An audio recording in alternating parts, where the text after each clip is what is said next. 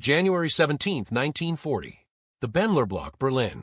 Snow fell silently beyond the tall windows of the Wehrmacht High Command headquarters, each flake dissolving against the warm glass like the forgotten warnings of the previous war. Inside, beneath vaulted ceilings that had witnessed the collapse of an empire and the birth of another, General Franz Halder spread intelligence photographs across the mahogany table. The images showed American factories, sprawling, geometric complexes stretching across landscapes that seemed to have no end. Ford's River Rouge plant, the Boeing facilities in Seattle, the shipyards of Newport News. Halder's fingers traced the outlines with something between curiosity and contempt, the way a chess master might examine an opponent's clumsy opening. The room smelled of Turkish tobacco and coffee that had grown cold hours ago. Around him, officers leaned forward, their iron crosses catching the lamplight, their faces carrying the particular confidence of men who had just watched Poland disappear from a map in 27 days. Automobiler beater, one colonel muttered, the word catching in his throat like a stone. Automobile workers. The phrase carried within it an entire philosophy of warfare, of blood, of the qualities that separated soldiers from civilians. These were men who had been forged in the trenches of the Great War, who had learned that combat was an art form requiring years of cultivation, discipline carved into bone, and sinew through Prussian drill and aristocratic tradition. They had seen the Schlieffen Plan fail not from any fault in German fighting spirit, but from the chaos of logistics, the unpredictability of human courage under sustained fire. They had rebuilt their army in secret, had refined the concept of Bugungskrieg, mobile warfare, into something approaching perfection. France would fall, they assured each other. Britain would sue for peace. The Americans, if they came at all, would arrive too late, too soft, too wedded to their assembly lines and their naive belief that wars could be won by production schedules and 8-hour shifts. But there, in those photographs, lay something they could not quite categorize. Not the individual factories themselves. Germany had industry, had Krupp and IG Farben, had engineering prowess that had given the world diesel engines and jet propulsion. What unsettled them, though none would speak it aloud that winter morning, was the scale. The sheer impossible scale. Ford's River Rouge complex covered 2 square miles. It consumed iron, or that arrived by ship, transformed it through an unbroken sequence of processes, smelting, casting, machining, assembly, and expelled finished automobiles at a rate of 1 every 69 seconds. This was not manufacturing as Europeans understood it. This was something else entirely, something that bore the same relationship to traditional industry that a combine harvester bore to a man with a scythe. They had dismissed it. They would continue to dismiss it for years, even as the evidence mounted, even as the arithmetic became impossible to ignore. Because to acknowledge what those factories represented would have required abandoning assumptions so fundamental to their understanding of warfare that the entire edifice of German strategic thought might have collapsed. They believed in quality over quantity, in the superiority of the individually trained craftsman soldier over the mass-produced conscript, in Auftragstaktik, mission-oriented command that gave junior officers the freedom to improvise, to demonstrate the particular genius that arose from proper breeding and proper education. They had, in their own estimation, created the finest fighting force the world had ever seen. Compact, professional, motivated by ideology and national resurrection. They would strike like a rapier, fast and precise, while their enemies lumbered forward with the clumsy mass of a medieval mace. The Americans, they calculated, were mongrels. A nation of immigrants lacking the cohesive national mythology that bound Germans to the fatherland or Japanese to the emperor. Their military tradition was thin, broken by long periods of peace, corrupted by democratic politics that placed civilians in command of martial decisions. They had sat out the first 2 years of the previous war, had arrived in France in 1918 with more enthusiasm than skill, had been placed in quiet sectors where their inexperience would do the least damage. Yes, American industry had contributed to the Allied victory, had provided steel and wheaten loans, but the actual fighting had been done by French poilus and British Tommies who understood that war was not a factory floor, not a problem that could be solved by increasing the production quota. What the German generals could not see, what their entire framework prevented them from seeing, was that the Americans had learned a different lesson from the Great War. While Europe had concluded that the trenches proved the supremacy of defensive firepower, that modern war required professional armies and careful husbanding of manpower, the Americans had observed something else entirely. They had watched industrial capacity crush traditional military virtue. They had seen how German spring offensives in 1918, tactically brilliant and executed by elite Stoßtruppen, had ultimately foundered not against superior Allied tactics, but against the simple mathematical reality of replacement rates. For every German soldier who fell, there was one less trained man in the Reich.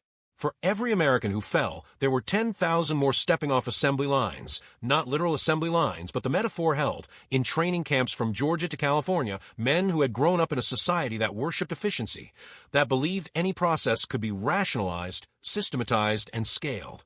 The photographs stayed on the table that morning, filed away into reports that circulated through the Wehrmacht command structure, and were promptly forgotten in the intoxication of victory. By June, France had fallen. By July, the Luftwaffe was preparing to sweep the RAF from the skies. The Americans remained an ocean away, their factories humming with peacetime production, their citizens arguing about neutrality with the kind of leisurely debate that only a nation untouched by modern war could afford. If the generals thought of them at all, it was with the kind of dismissive condescension reserved for the rich, but weak, for merchants who might write checks but would never endure the Stahlgewitter, the storm of steel, that forged real warriors. December 7, 1941, changed the arithmetic. The Japanese attack on Pearl Harbor, conceived in the same spirit of contempt for American fighting capacity, accomplished what years of Roosevelt's maneuvering had not. It united the mongrel nation in a way that shocked both Axis powers. Within days, Germany declared war, confident that their Japanese allies had delivered a crippling blow, that America would be forced to divide its attention between two oceans, that by the time any meaningful American force could be assembled, the war in Europe would be over. Hitler spoke of American soldiers as 50% Jews and 50% gangsters, incapable of matching the ideological fervor of the National Socialist warrior. His generals, if they harbored private doubts, kept them buried beneath the same assumptions that had served them so well in Poland, in Norway, in France, in the opening weeks of Barbarossa, when it seemed that Moscow itself might fall before winter. But something was happening across the Atlantic that had no precedent in military history. The factories in those intelligence photographs were transforming. Ford's River Rouge, which had produced civilian automobiles at a rate of 1 per minute, retooled in a matter of months to produce B-24 Liberator bombers at a rate of 1 per hour. The Willow Run plant in Michigan, purpose-built for bomber production, would eventually reach a production rate of 1 B-24 every 63 minutes, the same tempo at which it had once produced cars. Kaiser shipyards in Richmond, California, applying assembly line techniques to naval construction, would reduce the time required to build a Liberty ship from a year to an average of 45 days, then to 24 days, then in one publicity-driven burst of organized efficiency, to 4 days and 15 hours from keel laying to launch.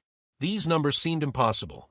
They were impossible by the standards of traditional manufacturing, which treated each ship as a bespoke creation, each aircraft as a precision instrument requiring skilled craftsmen and careful hand-fitting. The Americans had abandoned that approach entirely. They had broken down complex assemblies into modular components that could be mass-produced by workers with minimal training, then fitted together with tolerances so precise that parts from factories thousands of miles apart could be swapped interchangeably. They had applied the lessons of Henry Ford's production line, standardization, interchangeability, continuous flow, to the production of war. And they had scaled it beyond anything Ford himself had imagined. The first American soldiers arrived in Britain in early 1942, and German intelligence officers filed reports that read almost like fantasy. The Americans came with equipment that shocked British quartermasters accustomed to rationing and scarcity. Each soldier carried more personal firepower than his British counterpart, an M1 Garand rifle that could fire 8 rounds without reloading, compared to the British Lee Enfield's bolt-action mechanism. American rations came in sealed tins, complete meals that required no preparation. Their uniforms were standardized, mass-produced in sizes that could fit any body type with minimal alteration. They brought with them mountains of supplies, not the carefully calculated minimum required for operations, but staggering surpluses, redundancy built upon redundancy, because in American logistics doctrine, the worst sin was not waste, but shortage. British civilians suffering through their 3rd year of rationing watched American GIs distribute chocolate bars and cigarettes with a casual generosity that seemed to violate the basic arithmetic of wartime scarcity. The Americans had things. Not just weapons, but amenities. Coffee, Coca-Cola, chewing gum. toothpaste in quantities that suggested they brushed their teeth multiple times per day, an extravagance that struck even British officers as borderline decadent. And this was just the advance units, the first trickle of what would become a flood. German intelligence analyzed these reports with growing confusion. The individual American soldier did not seem particularly impressive. He lacked the ideological fervor of the Nazi Party member. He lacked the aristocratic bearing of the Prussian officer tradition. He lacked in many cases even basic military bearing. American discipline was notoriously lax, their saluting casual, their relationship with officers infected by democratic assumptions about equality that horrified Wehrmacht observers trained to believe that command authority derived from inherent superiority. And yet the sheer quantity of equipment, the apparently bottomless well of material support, suggested that something fundamental had changed in the calculus of warfare. The first major test came in North Africa. Operation Torch, November 1942. The Americans landed in Morocco and Algeria with a force that was by German standards barely trained. Many units had been in existence for less than a year. Their officers were learning tactics from field manuals written by men who had themselves never seen combat.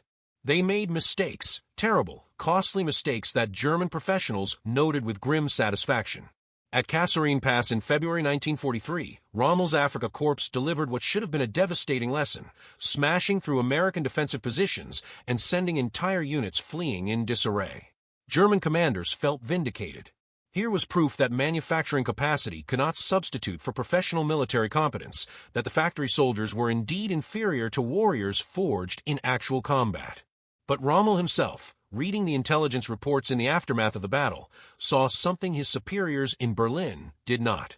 The Americans had retreated, yes. Had suffered humiliating losses, yes. But they had not broken. Within weeks, those same shattered units had been reconstituted, re-equipped, and returned to the line. Not with salvaged equipment or improvised replacements, but with fresh tanks, fresh trucks, fresh artillery pieces that had been sitting in depots waiting for exactly this kind of loss. And the replacement soldiers came with the same bewildering abundance of personal equipment, the same well-fed confidence, the same assumption that material superiority was a birthright. Rommel wrote in his personal diary, "The Americans have learned nothing about fighting, but they will learn. What worries me is their material. They have enough to waste. They can afford to make mistakes where we cannot afford to make a single one." The entry was dated March 1943, and it represented a crucial insight that few other German commanders would grasp until far too late. The Americans were running a different kind of war, one in which tactical defeats were not catastrophes but learning experiences, because the industrial base could replace losses faster than combat could inflict them. It was warfare as iteration, as continuous improvement through trial and error, backed by the understanding that the trials themselves were affordable in a way that they had never been for any military force in human history. By the time of the invasion of Sicily in July 1943, the factory soldiers had learned. Not everything. They would continue to make mistakes, to suffer from inexperience, to demonstrate a distinctly unmilitary tendency toward informality and individual initiative that shocked European observers on both sides.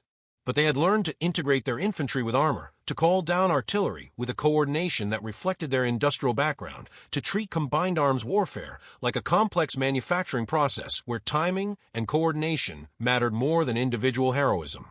And they came with equipment that German forces could only dream of.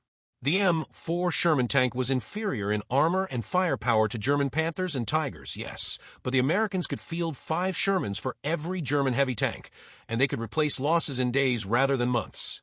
Their artillery doctrine emphasized mass fires, saturating target areas with shells in quantities that seemed profligate to German forces accustomed to conserving ammunition. The symbolism of abundance became its own weapon.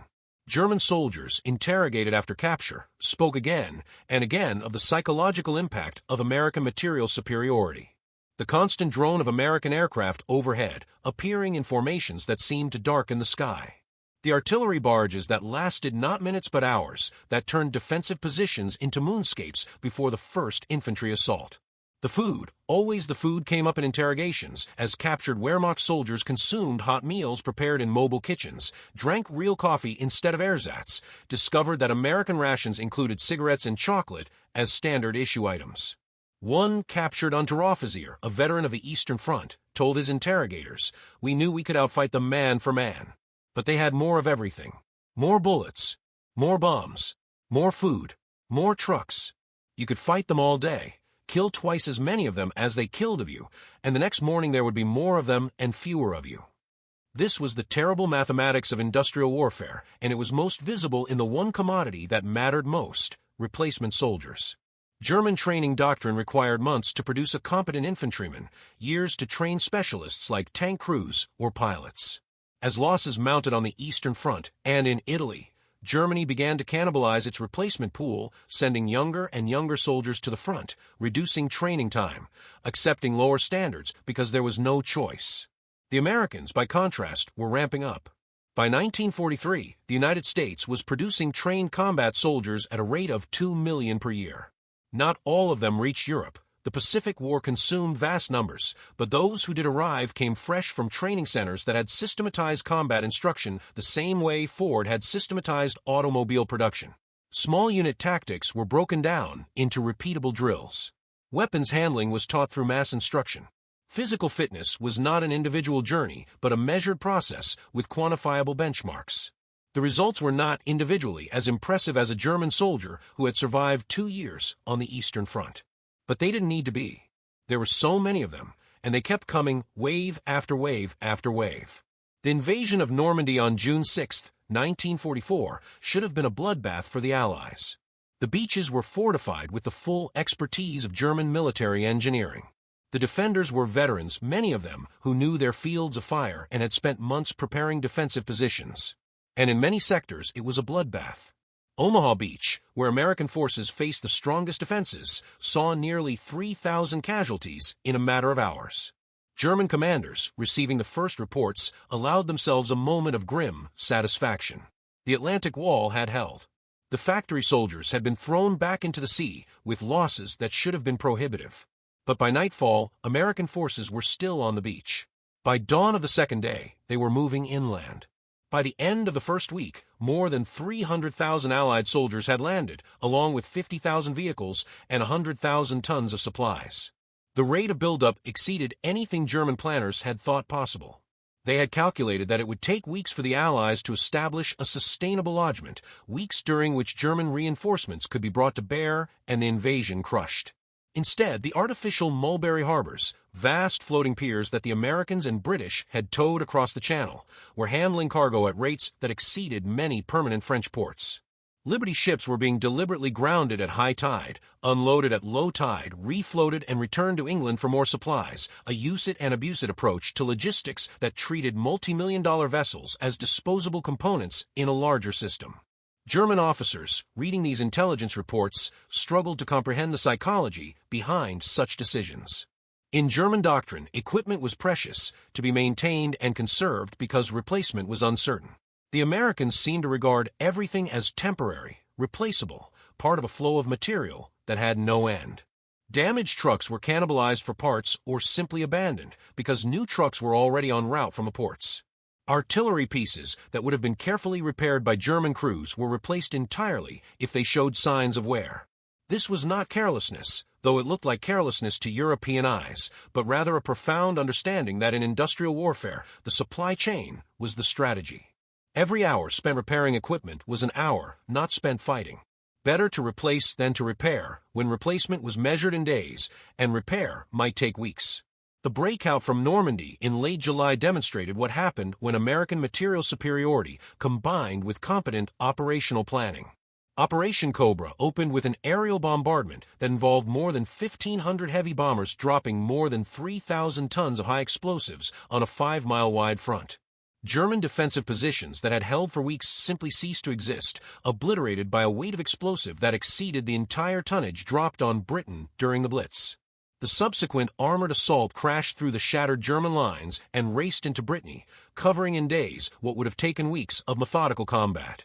German units found themselves outflanked, surrounded, cut off from supplies not by superior tactics, but by superior mobility, American armored divisions moving at speeds that were only possible because of the endless stream of fuel trucks and maintenance units that allowed them to keep moving when German panzers would have been halted by logistics. The German retreat across France became a rout, and in that rout, the true nature of American abundance revealed itself. German soldiers, moving on foot or in horse-drawn wagons, the Wehrmacht had never fully motorized, had relied throughout the war on horses for the bulk of its transport, were overtaken by American columns that seemed to stretch to the horizon. Every American soldier rode, in trucks, in half-tracks, in jeeps that had become the universal symbol of American mobility. The jeep itself was a revelation to German forces. A quarter-ton vehicle that could traverse terrain that would stop a staff car, that could be produced at a rate of 1,000 per day, that was so cheap and so ubiquitous that Americans treated them as disposable. More than 600,000 jeeps were produced during the war, a number that exceeded the total motorized vehicles in the entire Wehrmacht at the start of Barbarossa. And this was just one vehicle type, just one line item in an industrial output that had reached genuinely surreal proportions. By war's end, the United States had produced more than 300,000 aircraft, more than 88,000 tanks, more than 2 million trucks, hundreds of warships, thousands of cargo vessels. Numbers that individually meant little, but collectively represented the complete transformation of warfare. The American economy had converted to war production, had scaled that production beyond anything previously imaginable, had sustained it for 4 years, and had done so while maintaining civilian living standards that most of the world could not match even in peacetime. This was the revelation that broke against German assumptions like a wave against sandcastles. They had believed that warfare was an art practiced by professionals, decided by training and courage and tactical excellence. They had discovered that warfare was a science, a problem in industrial production and logistics, where victory went not to the best soldiers, but to the nation that could produce, transport, and sustain the largest number of adequately trained troops with the most equipment. The symbolism of American abundance became inseparable from the American message about democracy and freedom. To European civilians liberated from Nazi occupation, American soldiers represented not just military victory, but a different way of organizing society, one that apparently generated such wealth that even its soldiers lived better than most European civilians. This was not propaganda, though American authorities certainly exploited it, but simple observation. The Americans had things. They had food in quantities that seemed impossible. They had vehicles that they treated as disposable. They had medical care that saved lives that would have been lost in any other army. They had a casualness about material goods that reflected an economy where scarcity was not the governing assumption. The German generals, those who survived, spent years after the war writing memoirs and analyzing what had happened. Many of them clung to the comforting belief that they had been outfought not by better soldiers, but by mere numbers, by an industrial capacity that was unfair somehow, that violated the unwritten rules of military honor.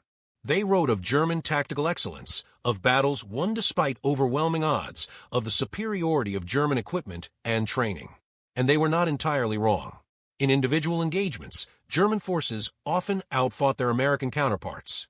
German tanks were superior to American tanks in armor and firepower. German soldiers were often better trained in small unit tactics. German officers demonstrated remarkable adaptability and tactical skill. But they had been fighting the wrong war. They had prepared for a conflict where quality would triumph over quantity, where professional excellence would defeat amateur enthusiasm, where careful husbandry of resources would outlast profligate spending. Instead, they encountered an enemy who had fundamentally reimagined warfare as an industrial process, who had understood that in modern conflict the capacity to produce and sustain military force mattered more than the individual quality of that force, who had recognized that logistics was not a support function but the core strategic capability. The Americans had not won because they were better soldiers, though by war's end they were certainly good soldiers, blooded and experienced. They had won because they had built a system that made individual excellence less important than collective capacity, that treated soldiers not as irreplaceable craftsmen, but as components in a larger machine that could be trained, equipped, and sustained at a scale that made traditional military thinking obsolete. The lesson carried forward into the post-war world, though its full implications took decades to understand. The Cold War became, in many ways, a continuation of the same industrial competition, the United States and Soviet Union each building massive military-industrial complexes that could have prosecuted a war on the scale of World War II indefinitely. The nuclear revolution changed the calculus, made actual war between superpowers unthinkable, But beneath the nuclear threat lay the same fundamental question that German generals had failed to answer in 1940. How do you fight an enemy whose industrial base is so vast that they can afford to make mistakes, to sustain losses, to experiment and iterate and continuously improve, while your own resources are finite and every loss is irreplaceable?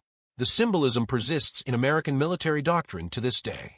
The emphasis on logistics, on sustainability, on maintaining multiple redundant supply chains. The assumption that American forces will always have material superiority, that tactical problems can be solved by applying more resources, that the American way of war involves overwhelming force enabled by overwhelming industrial capacity. It is a doctrine born from the factory floors of Detroit and Pittsburgh, from the shipyards of California and Virginia, from the understanding that emerged in those desperate years when democracy itself seemed to hang in the balance, that freedom and abundance were inseparable, that the American system of democratic capitalism could generate wealth on a scale that autocracies could not match, and that this wealth could be converted into military power that was not just greater in degree, but different in kind from anything that had come before. There is poetry in that transformation, though it is a harsh poetry, written in steel and fire, and the broken assumptions of professional soldiers who had believed that warfare was their exclusive domain. The factory workers who became soldiers, the assembly lines that became arsenals, the national economy that became a war machine without ceasing to be an economy, these were not metaphors but literal descriptions of a transformation that reshaped the world. The German generals had scoffed at factory soldiers, had seen in those intelligence photographs only the naivety of a nation that thought wars could be won by production schedules. They had failed to understand that production was not a supplement to warfare but warfare itself in industrial form, that the capacity to make things, to make them quickly, to make them reliably, to make them in quantities that exceeded immediate need, was the new face of military power. By the time those generals understood, their armies were broken, their cities were ruins, their nation was occupied by the very soldiers they had dismissed as inferior. The stars and stripes flew over Berlin, over Tokyo, symbols not just of military victory, but of a revolution in the nature of warfare itself. The factory soldiers had covered Europe and the Pacific in those stars, not through superior fighting spirit or tactical genius, but through the simple, terrible power of an industrial democracy that had learned to make war the same way it made automobiles, efficiently, systematically, abundantly, inexorably. And in that lesson lay a truth about freedom that the autocrats had never grasped, that free people, properly organized and motivated, could outproduce and outlast any tyranny, because freedom itself was generative, created wealth and innovation, and resilience that dictatorship could never match. The scoffing had stopped long before the end. The silence that followed spoke volumes.